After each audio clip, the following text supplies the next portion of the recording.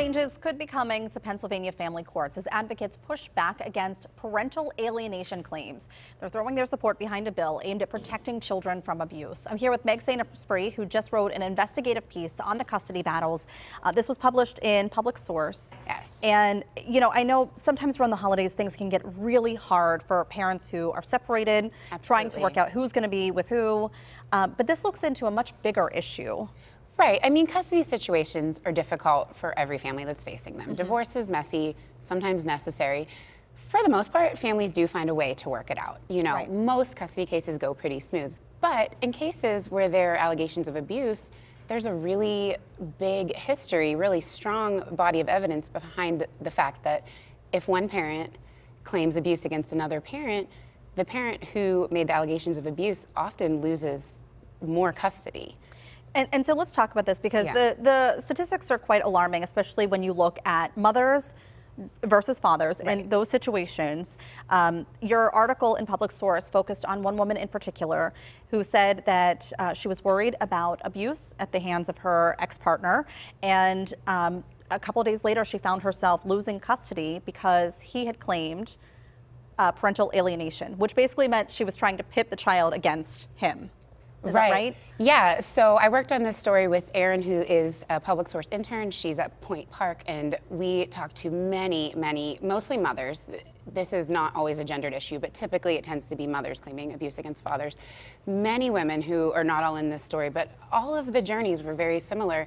You know, they left because they were scared and they were not safe, and once they told the courts that, they were accused of alienating their child against the father, turning the child against the father, and often either lost custody or went to 50-50. Yeah. This is just alarming to me. Reading the article, I'm telling you, to know that you're damned if you do and damned if you don't. You know, you want to protect the child, yourself maybe even, from harm and different forms of abuse, but you know in doing so that the courts may actually rule in the favor of the other person. It doesn't make any sense to me. I know, and this was the hardest story I've ever reported. Before coming into journalism, I was a county caseworker for the state of Pennsylvania, and custody courts work very differently than foster care courts and adoption courts. So that is why there is a new law in Pennsylvania, Caden's Law. It just passed the Senate, and now it needs to go to the House, that would work on reforming the family court to bring in some of those protections that exist in the foster and adoption courts. There was one instance in particular where there was a back and forth exchange between a lawyer and someone testifying. It was an expert brought in by the father that was accused of abuse. Yes. Okay, so and in that, the back and forth was quite alarming in my opinion. Yes. Would a punch to a 4-year-old be worse or better than parental alienation? And they said, well, parental alienation would be worse. Right. Oh my gosh. I mean, it seems, I don't know. Yeah, and you know, I think if you were looking at a mother that was purposely being malicious and saying things that were false, that would be harmful. But most mothers do not want to parent without support. Like, they would like to share custody if it's safe. They would like to have help if it's safe. Right. And so the fact that we're not believing these women and we think that they're making up these stories all of the time just to get custody, it really doesn't fly as a mom for me, because and my husband's great and we're not separated, but if we were, I would want him to see the kids because he's safe. So believing these women that are saying there's a reason my child cannot see this person is imperative. So let's talk about Caden's Law, because it was based on an actual child. Yes. Correct? Can you tell us a little bit more? Yeah, so Caden Mancuso, she lived outside of Philadelphia, and her mom made abuse allegations against her father that were ignored by the court. So he got some custody, and he actually killed her and then killed himself on one of the visits. And so the law is dubbed Caden's Law, even though there is a longer official name. And so what is hopeful to happen is that it's passed the state Senate. This will now go to the Assembly, as you mentioned.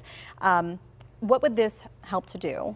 So we'll do a couple things. It would really put the child's safety at the center of the family court. Right now, family court really looks at children as property, marital assets, to be decided the same way as a house or a car or investments, which is not how children are looked at in the other court systems in the county that deal with children, you know, foster care, adoption.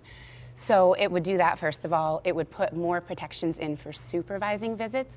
You know, not saying that a person cannot see their children if there's allegations of abuse, but we need to supervise those visits until they can be cleared. Right. And then training for judges and people that work in the courts. because often judges come into family court without a background in family law. Wow. Which is just the, we elect judges, they come from all different backgrounds, and so once they're there, how can we make sure they have all the information they need? The support that they need. To do their job well. Okay, well, I think that, hopefully this is one step in the right direction, but It is. the main concern is making sure that children are where they're supposed to be in protected homes with loving individuals who are at all costs going to make sure to keep them healthy and safe. Absolutely, right? yeah, kids are at the heart of this for sure. Absolutely. Meg, thank you so much. And we are going to have more information. If you're interested in reading this article or more of Meg's work, we're going to have a link on our website at kdka.com/talkpittsburgh.